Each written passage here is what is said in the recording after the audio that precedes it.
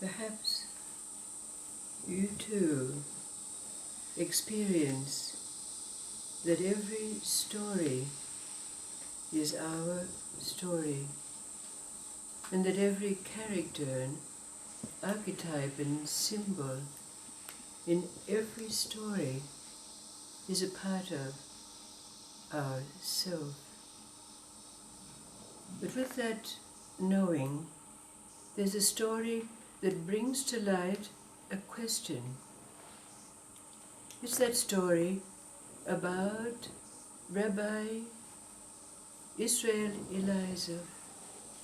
He was the founder of the Hasidic Jewish movement, became the Bal Shem Tov, the great Magid, so-called.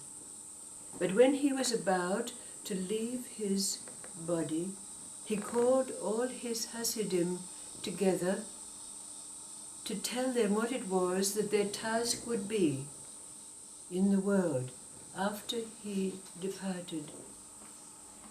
The last one to be called was Rabbi David. And Rabbi David was told that he would become a storyteller, wandering the world, telling the stories of the great Magid. Now, Rabbi David would have wished it otherwise. He longed to settle down, to have a family, just to be an ordinary rabbi. But he could not go against the great Magid's wishes. So he set out in the world, wandering from place to place, telling the stories of the Bal Shem Tov. But it came to the ears of Rabbi David that there was a certain rich Jewish man in the land of Spain who loved to gather stories, particularly stories of the great Magid. So Rabbi David found his way and came into the presence of this rich Jewish man, who invited him, together with many of his friends, to tell a story. But after the feast that was provided, and it was time to Rabbi David to tell his story, nothing would come out of his mouth. He had to apologize and say, "I cannot recall even one anecdote." "Oh," said his host, "never mind, perhaps you're tired from your long journey. We'll have lunch tomorrow and gather, and perhaps there will be a story then." But again, the next day, when others were gathered for a luncheon, no story would come. And again his host said, "Never mind, maybe this evening after we gather." But 3 times, and the 3rd time again, Rabbi David could make no recollection of any story to be told. So he apologized to his host and said that he must take his leave. But the host was very generous and gave him a bag of gold and even sent him in his own coach to be on his way. But just as Rabbi David was reaching the outskirts of the great city, suddenly a story came to him. So he had the coach turned around, and they went back to the host. And Rabbi David said, "I've remembered a story. I've remembered a story." He said, "Oh, wait, you're tired now. Come, we'll gather." No, said Rabbi David. "I must tell you the story now." So he told the story of a time when, after the evening prayers, the great Magid had said to him, Rabbi David, "Come, we have an errand to undertake."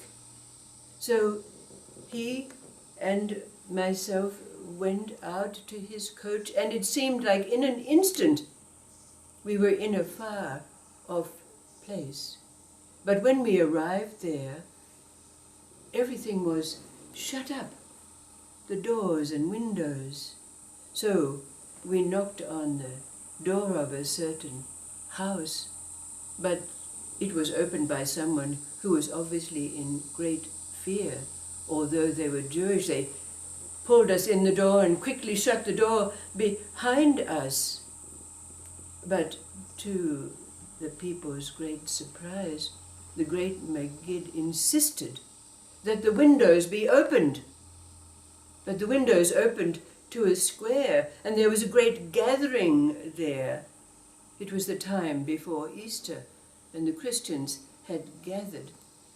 And the people there, the Jewish people, whispered to the great Magid that there was a bishop who was an inciter of bad things against the Jewish people, and he was out in the town square preaching to them. But the great Magid insisted that the windows be kept open.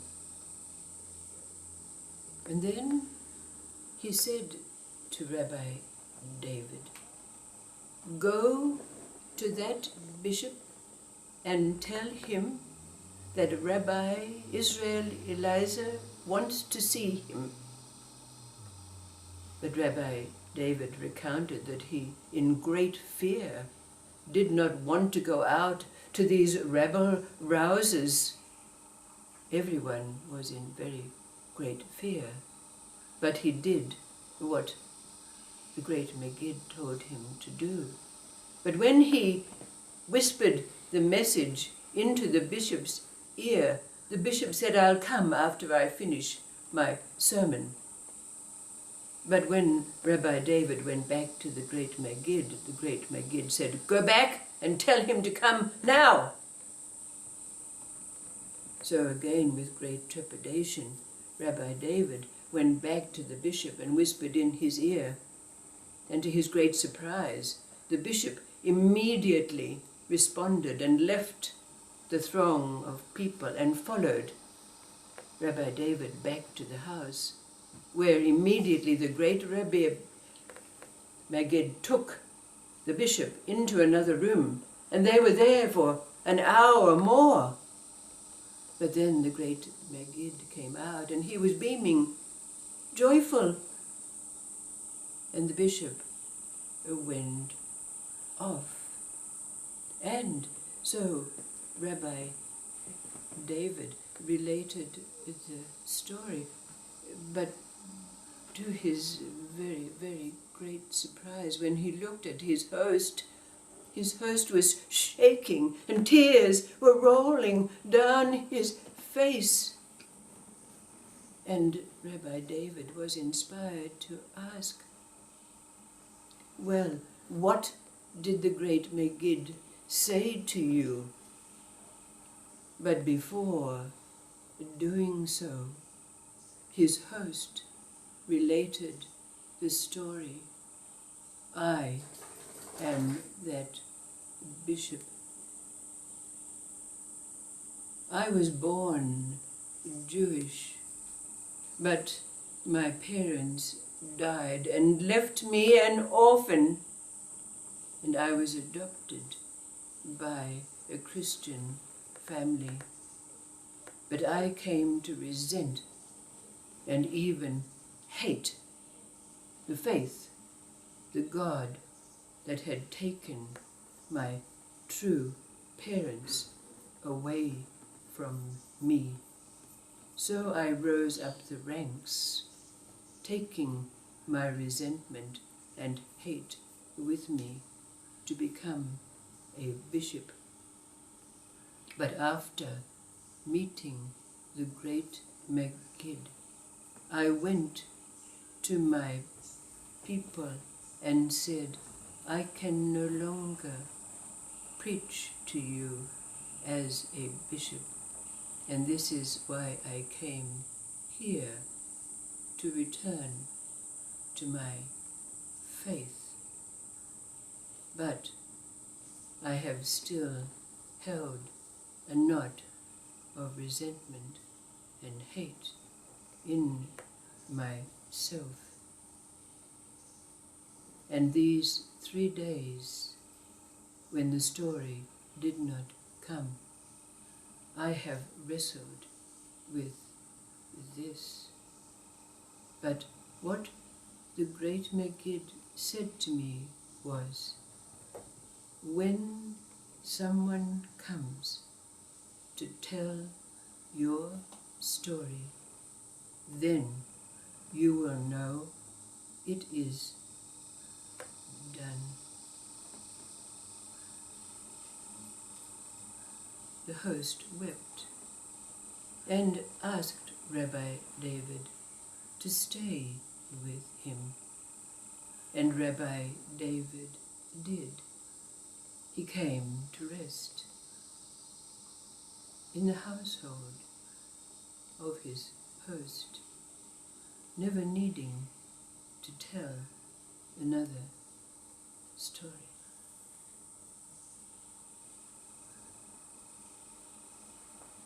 So the question that arises for us is, what is it in us that knows and confirms that it's done? That we can no longer go back to that way of life, that we can no longer go back to that way of thinking, we can no longer go to that, back to that relationship.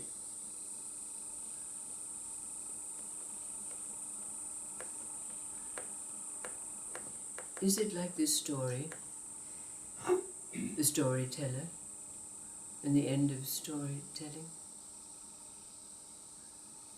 What's your experience?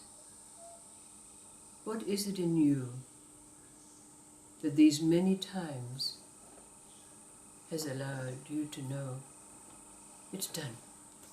Can't go back there. Can't do that anymore.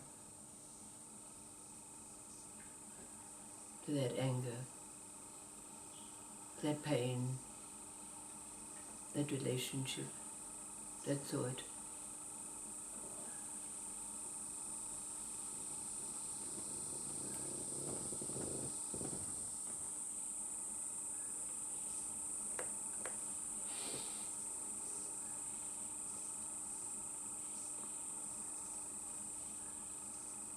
What is it that knows and gives us confirmation?